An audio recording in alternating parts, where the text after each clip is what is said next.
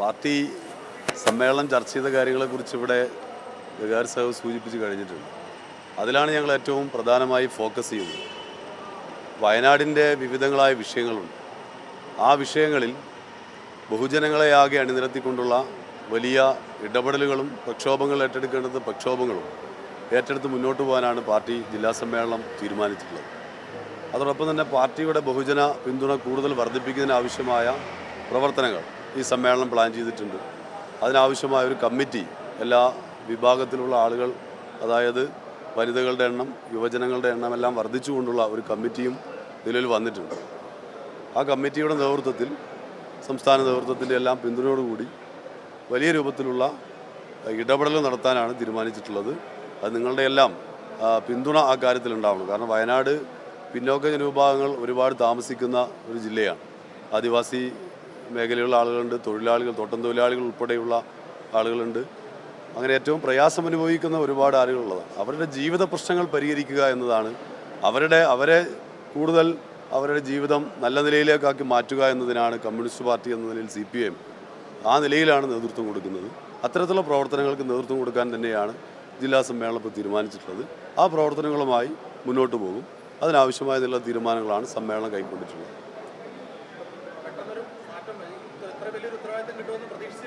അല്ല, അതിപ്പം പറഞ്ഞല്ലോ, ഇവിടെ പാർട്ടി സംസ്ഥാന കമ്മിറ്റിയും കൂടെ ഗഗാറി സഖാവ് ഇവിടെ സൂചിപ്പിച്ചല്ലോ. ഇതിൽ പാർട്ടി സമ്മേളനവും പാർട്ടിയും തീരുമാനിക്കുന്ന കാര്യങ്ങളാണ്. അതിൽ ആ ഉത്തരവാദിത്വം ആരെങ്കിലും ഒരാൾ നിർവഹിക്കുക എന്നുള്ളതല്ല, എല്ലാവരും കൂടെ കൂട്ടായി നിർവഹിക്കുക എന്നുള്ളതാണ് കമ്മ്യൂണിസ്റ്റ് പാർട്ടിയുടെ രീതി. ആ നിലവിൽ അങ്ങനെയാണ് നിർവഹിച്ചുകൊണ്ടിരിക്കുന്നത്. അതേ നിലയിൽ തന്നെ കൂട്ടായി തന്നെ ഈ ഉത്തരവാദിത്തങ്ങളെല്ലാം നിർവഹിക്കും. അതിന് വ്യക്തിക്കൊന്നും പ്രാധാന്യമില്ല. എല്ലാവരും ഒന്നിച്ചൊരു കമ്മിറ്റി എന്ന നിലയിൽ ഉള്ള പ്രവർത്തനമാണ് നടത്തുക. ആ നിലയിൽ തന്നെ പ്രവർത്തനം നടത്തി മുന്നോട്ട് പോകും.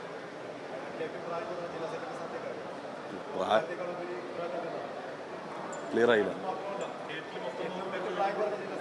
അല്ല, പറഞ്ഞല്ലോ, നമ്മൾ കൂട്ടായ നേതൃത്വമാണ്. വ്യക്തിക്ക് പ്രാധാന്യമില്ല. പ്രായത്തിലോ വ്യക്തിക്കോ കമ്മ്യൂണിസ്റ്റ് പാർട്ടിയിൽ ഒരു പ്രാധാന്യമില്ല.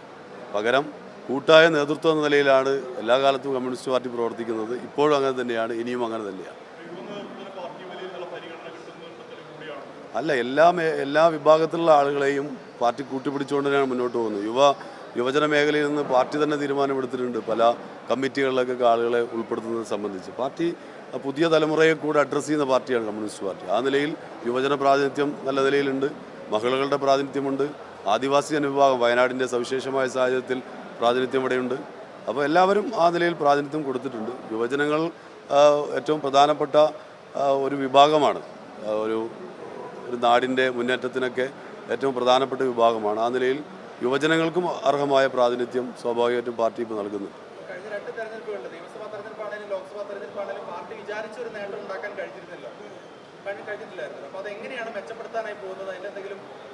ഇല്ല, പാർലമെൻറ്റ് തിരഞ്ഞെടുപ്പിൻ്റെ രാഷ്ട്രീയം എന്ന് പറയുന്നത് വേറെ തന്നെയാണ്, നമുക്കെല്ലാവർക്കും അറിയുന്നതാണ്. പാർലമെൻറ്റ് തിരഞ്ഞെടുപ്പിൻ്റെ ഒരു സാഹചര്യം അല്ല മറ്റു പല തിരഞ്ഞെടുപ്പുകളും ഉണ്ടായിട്ടുള്ളത്. വയനാട് ജില്ലയെ സംബന്ധിച്ചിടത്തോളം വലിയ മുന്നേറ്റം നമുക്ക് പഞ്ചായത്ത് തിരഞ്ഞെടുപ്പിലൊക്കെ, ജില്ലാ പഞ്ചായത്ത് തിരഞ്ഞെടുപ്പിൽ 8 LDFും 8 UDF എന്ന നിലയിലേക്ക് മാറിയിട്ടുണ്ട്.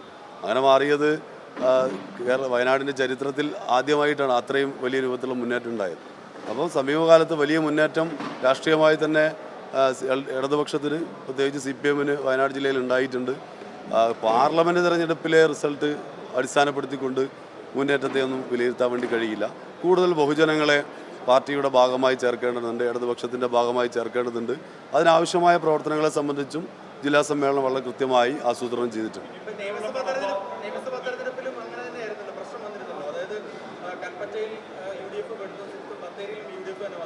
അല്ല, അതിന് പാർലമെൻറ്റ് തിരഞ്ഞെടുപ്പിൽ 2019 കിട്ടിയ വോട്ടല്ലല്ലോ നിയമസഭാ തിരഞ്ഞെടുപ്പിൽ 2021 കിട്ടിയത്. ഒരു സീറ്റ് മാനന്തവാടിയിൽ വീണ്ടും നിലനിർത്തുന്ന സാഹചര്യം ഉണ്ടായി. ചെറിയ വോട്ടുകൾക്കാണ് കൽപ്പറ്റയിൽ പരാജയപ്പെട്ടത്. വോട്ടിൻ്റെ കാര്യത്തിലൊക്കെ 2019 പാർലമെൻറ്റ് തിരഞ്ഞെടുപ്പിനേക്കാൾ വലിയ മുന്നേറ്റമാണ് 2021 നിയമസഭാ തിരഞ്ഞെടുപ്പിൽ ഉണ്ടായിട്ടുള്ളത്. അതുകൊണ്ട് പാർലമെൻറ്റ് തിരഞ്ഞെടുപ്പിൻ്റെ രാഷ്ട്രീയം നമുക്കിവിടെ അറിയാലോ. വലിയ രൂപത്തിലുള്ള പണമൊഴുക്കുന്ന സാഹചര്യമുണ്ട്. അതുപോലെ തന്നെ എല്ലാ വർഗീയ കക്ഷികളെ ഉൾപ്പെടെ കൂട്ടുപിടിക്കുന്ന നിലപാട് UDFിൻ്റെ ഭാഗമായി സ്വീകരിച്ചിട്ടുണ്ട്. ഇതൊക്കെ നമുക്കറിയാവുന്ന കാര്യമാണ്. അപ്പോൾ അത്തരത്തിലുള്ള ഒരു രാഷ്ട്രീയ സാഹചര്യമല്ല ഇനി വരാനിരിക്കുന്ന തിരഞ്ഞെടുപ്പുകൾ വരുന്നത്.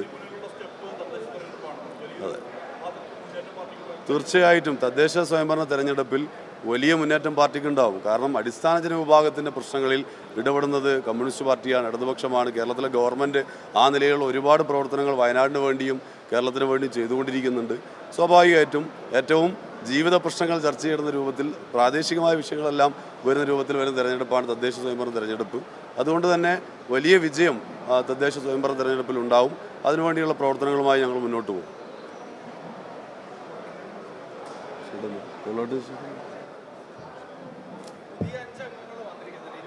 അതെ 27 അംഗ ജില്ലാ കമ്മിറ്റിയാണ്. പുതുതായി നമുക്ക് 5 പേര് വന്നിട്ടുണ്ട്. ഒന്ന് വൈത്തിരി പാർട്ടിയുടെ ഏരിയ സെക്രട്ടറി സഖാവ് യൂസഫാണ്. മറ്റൊന്ന് മീനങ്ങാടി പാർട്ടി ഏരിയ സെക്രട്ടറി കുഞ്ഞുമോളാണ്. മറ്റൊന്ന് CITUവിൻ്റെ എല്ലാം നേതൃത്വത്തിലുള്ള ബത്തേരിയിൽ നിന്നുള്ള സഖാവ് PK രാമചന്ദ്രനാണ്. മറ്റൊരാൾ CITUവിൻ്റെയൊക്കെ നേതൃത്വത്തിലുള്ള മാനന്തവാടി എന്നുള്ള സഖാവ് TK പുഷ്പനാണ്. കോട്ടത്തറ ഏരിയയിൽ നിന്നും KSKTU പ്രവർത്തനങ്ങൾക്ക് നേതൃത്വം കൊടുക്കുന്ന പഞ്ചായത്ത് പ്രസിഡന്റും വൈസ് പ്രസിഡന്റിനെ നേരത്തെ പ്രസിഡൻ്റായിരുന്നു, ഇപ്പോൾ വൈസ് പ്രസിഡൻ്റാണ് PM നാസറാണ്. അപ്പോൾ ഈ 5 പേരാണ് വന്നിട്ടുള്ളത്.